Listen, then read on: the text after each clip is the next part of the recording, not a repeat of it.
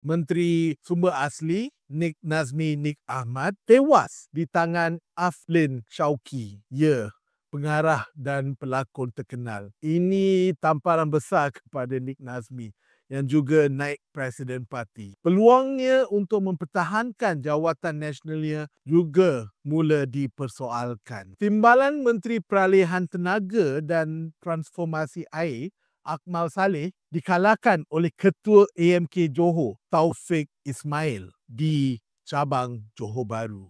Timbalan Menteri Perpaduan K. Saraswati tumbang di Bukit Bintang. Ahli Parlimen P. Prabhakaran gagal mempertahankan kerusi cabangnya di Batu.